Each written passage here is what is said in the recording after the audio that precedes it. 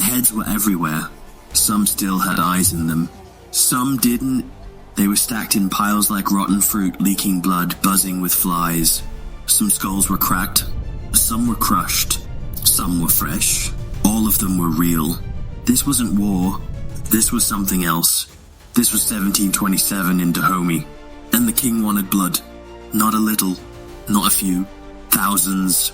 All at once. King Agaja had just finished wiping out 2 whole kingdoms, Allada and Whydah. His men dragged back the survivors. Stripped them naked. Beat them. Tied them up like animals. And now they were going to die, one by one, in front of everyone. This wasn't done in secret. No. This was a show. A performance. The king sat on his throne, calm, silent, watching. His guards pulled the prisoners forward, men, women, even kids. And they started cutting. Heads came off fast. Over and over. 1, 2, then 20. Blood sprayed. Bodies twitched. The crowd screamed, some in fear, some in celebration. The king's priests caught the blood in bowls, poured it on tombs. Said it was a gift to the dead kings. Said it kept the kingdom strong. One white man, William Snelgrave, was there. A slave trader. He said he saw 400 people killed in one day. He couldn't look away. And that was just the start. Some say it was 4,000. Maybe more. The killing went on for days. No one was safe. No one was spared. And the worst part, people cheered. Europeans watched and kept doing business. They wanted slaves. They didn't care how they got them. Heads or no heads, they just wanted bodies on ships. This wasn't just murder. This was power. Agaja was sending a message. I own life. I own death. You kneel or you bleed. This was not a ritual. Not a mistake. Not a myth. This was real. Skulls rotted in the sun. Graves overflowed. And the ground stank of blood for weeks. Welcome to Dahomey, 1727. Welcome to the kingdom where your heartbeat meant nothing. By the early 1720s, one kingdom was beginning to cast a long and terrifying shadow over the West African coast, Dahomey. And at its center was a man unlike any other, a king who would rise through betrayal, conquest, and rivers of blood. King Agaja, he ruled from 1718 to 1740, and under him, Dahomey didn't just grow, it exploded. Agaja was more than just a warrior. He was a tactician, a predator, and when he moved, entire cities vanished. In 1724, he made his move on the coastal kingdom of Allada. At first, he came as an ally offering to help in a succession crisis, but that was a lie. When the time was right, he turned on them, attacked, conquered, burned. The city fell, and Agaja didn't stop there. He made a statement relocating his capital from the inland stronghold of Dahomey to Allada itself. That wasn't politics, that was dominance. Then came 1727.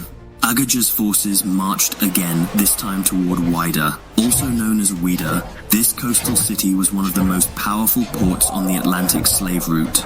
Whydah was wealthy, well-armed, connected to Europe, but it fell like the rest. Dahomey now controlled the spine of the slave coast. Allada and Whydah were under Agaja's boot, and with them came power, access to European trade, weapons, influence. But that power came at a cost.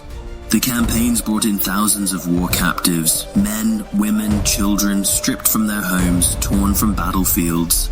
Some would be sold, some would be worked to death, and some would never leave Dahomey alive, because Agaja had a plan. According to historical records, the king was preparing something far beyond the battlefield. He was going to use these captives in a ritual of blood one that would shake the kingdom to its core. The annual customs of 1727 was coming, and Agaja wanted the world to see what victory looked like when painted in red. They called it Xwetanu, the annual customs, a month-long ritual that turned the Kingdom of Dahomey into something unrecognizable. At its heart, it was about power, memory, blood, a grand state ceremony where kings spoke to the dead and reminded the living who ruled them. For years it had been tradition, rituals, feasts, tribute, songs, an entire kingdom taking part. But in 1727, King Agaja turned tradition into terror. Flush with captives from his violent conquests of Allada and Whydah, Agaja saw the annual customs not just as a religious rite, but as a stage, a place to show off his power, his victory, his fury. And he would do it in the oldest way Dahomey knew, by sacrificing human lives. The customs were never gentle. Every year, hundreds were already executed prisoners, criminals, or war captives. Their deaths were seen as offerings to the spirits of dead kings, their blood a tribute, their heads a symbol. That's why some called it the yearly head business, a grim nickname that said exactly what it was. But 1727 was different. That year, Agaja went further than any king before him. According to William Snelgrave, an English slave trader who witnessed the ceremony firsthand, around 400 captives were executed during a single Whydah ritual. Most were beheaded in front of roaring crowds, their skulls collected, stacked, displayed. Snelgrave described a pile of roughly 4,000 skulls many believed to be from the Whydah campaign. Some say the true number of victims that year was close to 4,000. Others say it was less, but no one denies what happened. This was slaughter on a ceremonial scale. Executed, burned, buried in mass pits. The ground soaked up the blood while the king stood watching calm, composed, like a god among corpses. Dahomean tradition claimed the souls of the sacrificed served the royal ancestors in the afterlife. But to European observers, it was a horror show, a state-sanctioned bloodbath. Some watched in stunned silence, others took notes, some used it as propaganda saying Africans were better off enslaved than left to be butchered. But no matter the spin, Agaja's message was clear. He had conquered, he had killed, and now he was feeding the ancestors with rivers of human blood. They called the final day the watering of the graves. In 1727 it became a flood. Why did King Agaja kill so many?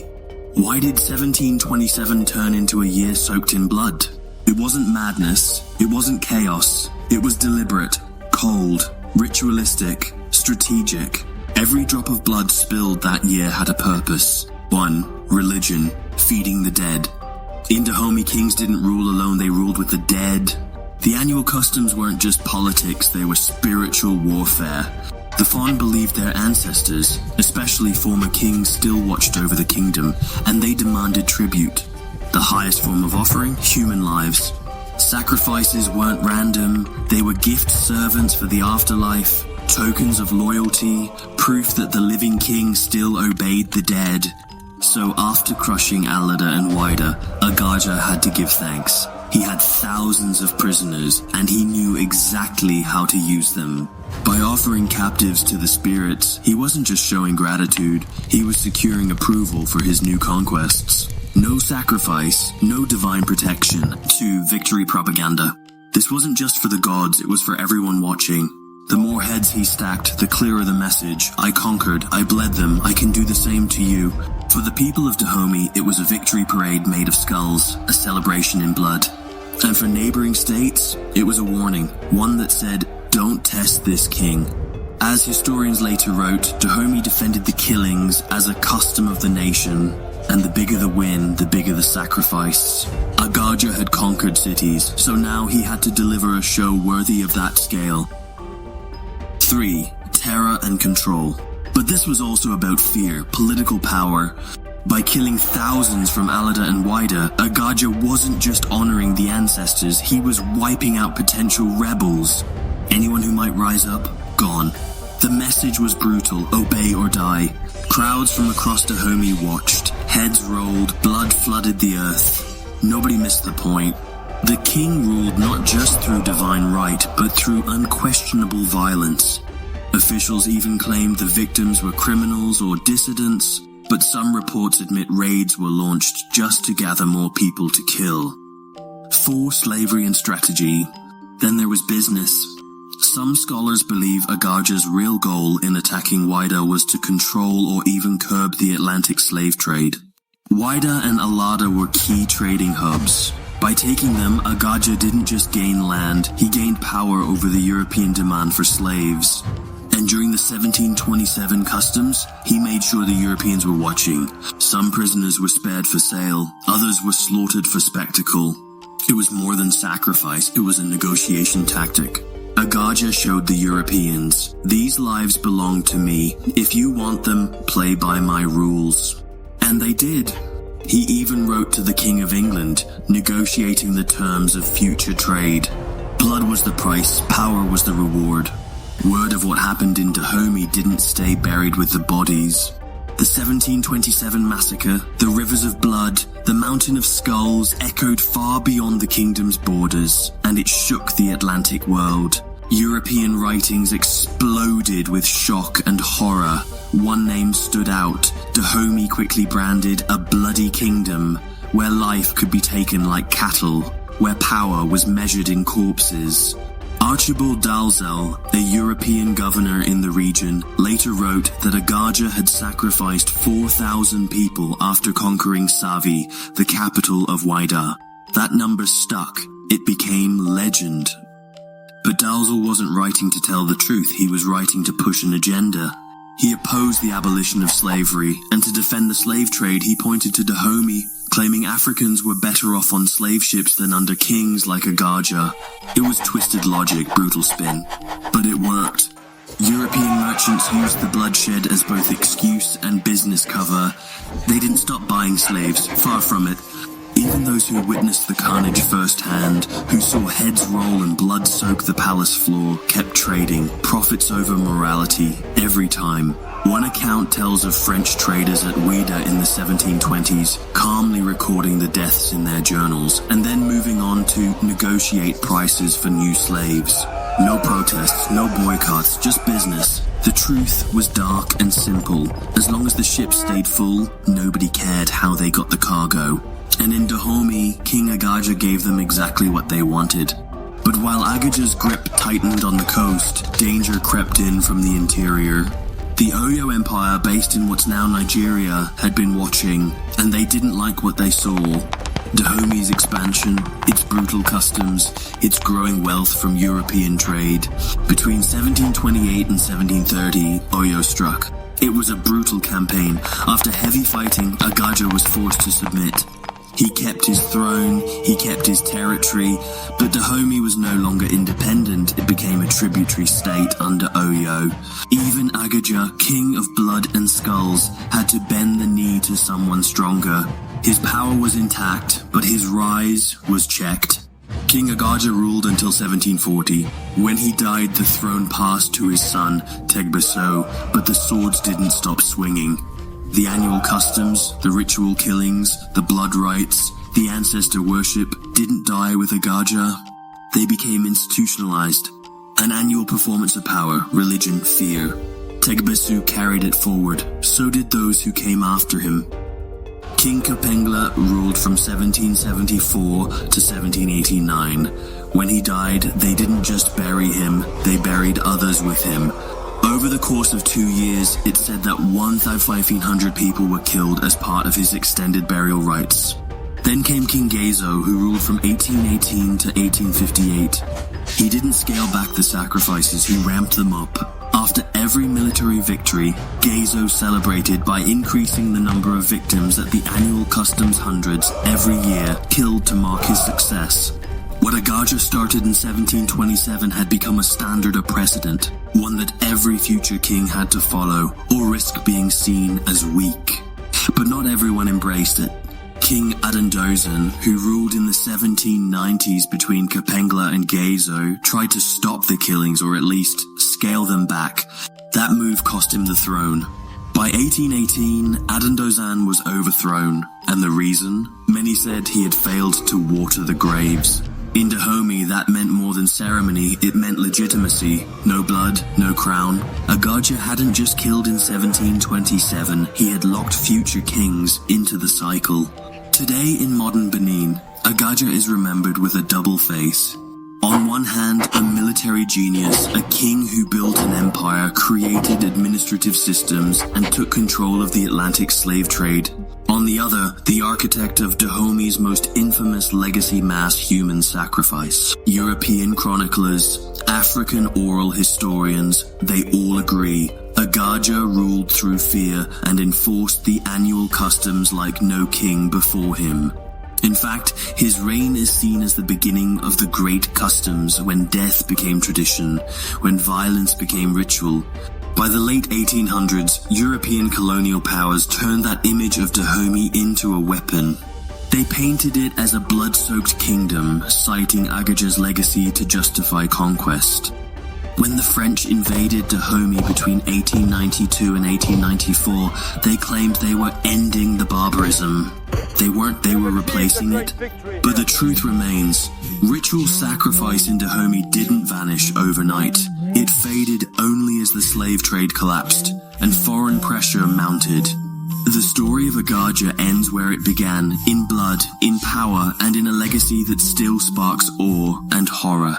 The mass sacrifices of 1727 weren't just a horror story.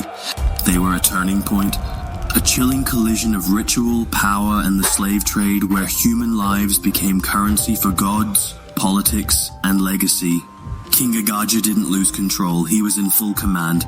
He orchestrated the deaths of hundreds, maybe thousands, not in chaos, but in cold ceremony. Each life taken had a purpose. To honor the dead, to terrify the living, to celebrate his conquests. Even centuries later, we may never know the true number. One English trader swore he saw 400 people executed, other accounts claimed it was 4,000. But one thing is clear, this was bloodletting on a state scale. It shocked the Atlantic world, branded Dahomey as a kingdom of death in European eyes, and carved Agaja's name into history not just as a warrior, but as a ruler who ruled through fear, ritual, and spectacle. But inside Dahomey, the story sounded different. To them, this wasn't madness, it was ritual logic. In their world, to rule was to sacrifice, power had to be fed. And kings were measured not just by what they built, but by what they bled. Agaja understood that. He lived it. He enforced it. His empire rose on conquest and was baptized in blood.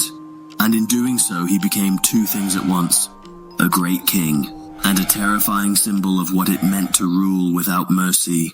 Even now, his shadow stretches across history, dark, unshakable, unforgettable. Because the truth is, Agaja didn't just want to rule Dahomey.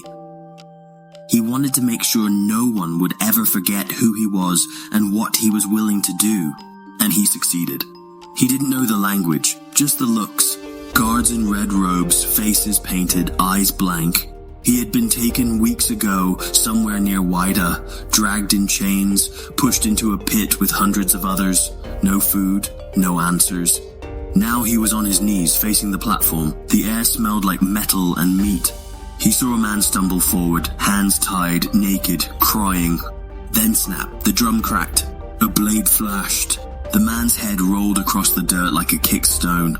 No screams, no mercy, just another one added to the pile. He didn't cry, he didn't beg.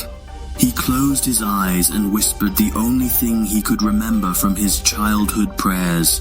Let my spirit walk free. And waited for the drums to call his name. Reactions from European eyewitnesses. European traders didn't intervene, they watched. They recorded. William Snelgrave, an English merchant, wrote of about 400 men executed before my eyes during the 1727 customs. He described the smell, the sounds, the way the king never blinked. French traders at Whydah scribbled in journals as heads fell. Some were horrified, others just tolerated it. The logic was cruel but clear. As long as there were slaves to buy, they would stay. And so they did. They drank imported wine, watched the blood run, and moved on to the next negotiation. Agaja's letter to the King of England. In the early 1730s, King Agaja wrote directly to the King of England. The tone, strategic, diplomatic, cold. He knew what he was doing. He didn't apologize for the blood spilled back home. Instead, he presented himself as a king open for business on his terms. The letter showed something crucial. Agaja wasn't just a warrior or a butcher. He was a statesman, a tactician who used ritual for dominance and diplomacy for control. To the outside world, he was terrifying, but also indispensable. How Agaja is remembered today in Benin. In modern-day Benin, Agaja's name still holds weight. Some view him as a national hero, the king who stood up to foreign powers, expanded territory, and centralized rule. His image appears in art, monuments, and oral histories. Streets are named after him, but the memory is split. To others, he is the face of Dahomey's darkest tradition, a man who ritualized death, normalized slaughter, and trapped future kings in a cycle of blood. The debate still lingers. Was he a builder or a butcher? In Benin, both truths live side by side. Agaja's story is not just about a king or a kingdom. It's about what power demands, what legacy costs. In some empires, power is written in stone. In Dahomey, it was written in blood. Agaja didn't just rule, he performed his power. With every head taken, every ritual fulfilled, he wasn't just securing control. He was writing history. Not with quills, not with ink, but with knives. And that history still echoes through skull piles, through ceremonies, through the silence of the men who watched and said nothing. Agaja ruled a kingdom, but his legend ruled fear itself. Please, subscribe to our channel for more history like this. See you next week.